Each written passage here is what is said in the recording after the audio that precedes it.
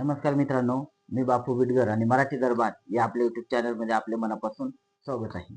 तर बघा, मुख्यमंत्री माझी लाडकी बहीण योजनेअंतर्गत आत्ताच आपण पाहिलं तर KYC ची दुरुस्तीची जी प्रक्रिया आहे त्यासाठी 30 एप्रिल 2026 पर्यंत ही मुदत वाढवण्यात आलेली आहे. परंतु याच्यामध्ये जर सद्यस्थिती पाहिली तर 31 डिसेंबर 2025 ही मुख्यमंत्री माझी लाडकी बहीण योजनेची KYC करण्याची अंतिम मुदत होती. आता याच्यामध्ये 31 डिसेंबर 2025 पूर्वी KYC करण्याच्या बऱ्याच महिला राहिलेल्या आहेत. आता याच्यामध्ये ज्या काही महिला पात्र देखील आहेत त्या देखील महिला याच्यापासून वंचित राहिलेल्या आहेत. म्हणजे मूळ KYC करताना आता शासनाने मुदत कुठली वाढवली तर ज्यांनी 31 डिसेंबर 2025 पर्यंत KYC केलेली आहे अशा आणि ती केवायसी करताना काही त्याच्यामध्ये जर चुका झाल्या असतील तर त्या चुकांच्या दुरुस्तीसाठी फक्त KYC ची प्रक्रिया वाढवण्यात आलेली आहे.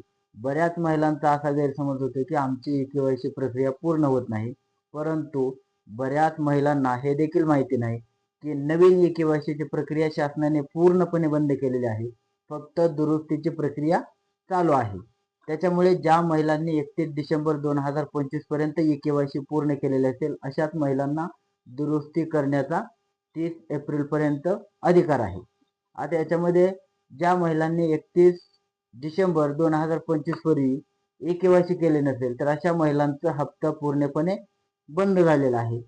ज्या महिला पात्र असून देखील अशा महिलांना नवीन KYC करता येत नाही अशा महिलांना नवीन KYC करण्याचा जो काय पर्याय आहे तो आता बंद झालेला आहे.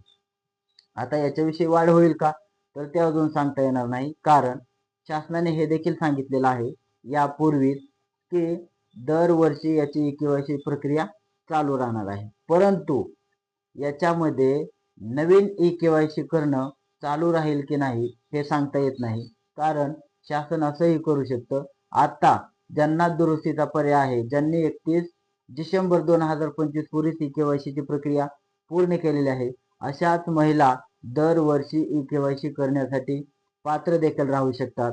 त्याविषयीची सध्या तरी शासनाने अशी कोणतीही माहिती दिलेली नाही.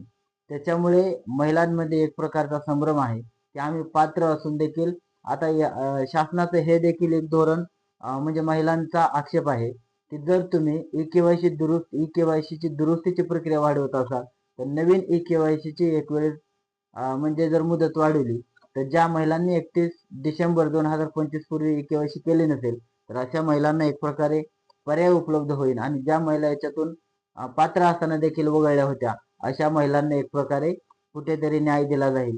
त्याच्यामुळे ज्या महिलांनी 31 डिसेंबर 2025 पूर्वी KYC करण्याचं राहून गेलेलं आहे अशा महिलांचा हप्ते पूर्णपणे बंद झालेले आहे आणि अशा महिलांना KYC जी सध्या चालू आहे दुरुस्तीची त्या प्रक्रियेत देखील सहभाग घेता येत नाही. आता ज्या महिलांनी 31 डिसेंबर 2025 पूर्वी KYC केले असेल तर लक्षात घ्या, त्या महिलांना जर समजा हप्ता आला नसेल तर अशा महिलांनी जर त्यांची KYC पूर्ण केली तर अशा महिलांना 2 ते 3 दिवसामध्ये हप्ता जमा देखील झालेले आहेत हे आपण पाहिलेलं आहे. आता त्याच्यामुळे आपण 31 डिसेंबर 2025 ही तारीख पुन्हा पुन्हा का वापर करतोय की 31 डिसेंबर 2025 ही KYC करण्याची अंतिम मुदत होती.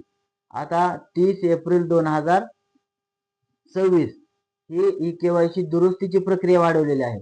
31 मार्च 2026 पर्यंत मुदत होती, परंतु काही कारणामुळे अतिवृष्टी असेल, पूर असेल किंवा शेतकरी महिलांना त्या ठिकाणी जाता आलं नसेल तर अशा महिलांना KYC दुरुस्ती करण्याचा पर्याय शासनाने वाढवून दिलेला आहे. आता ती अंतिम मुदत कधी आहे तर 30 एप्रिल 2026 रोजी. तर ज्या महिलांनी KYC करण्याचं राहून गेला असेल किंवा एखाद्या महिलेला KYC करून देखील हप्ता जमा झालेला नसेल तर अशा महिलांनी तात्काळ आपण स्क्रीनवर दिलेला आहे आणि खाली डिस्क्रिप्शन मध्ये आपण लिंक दिलेली आहे तर त्या लिंकवर जाऊन तात्काळ त्यांनी आपली KYC ची प्रक्रिया पूर्ण करायची आहे. धन्यवाद.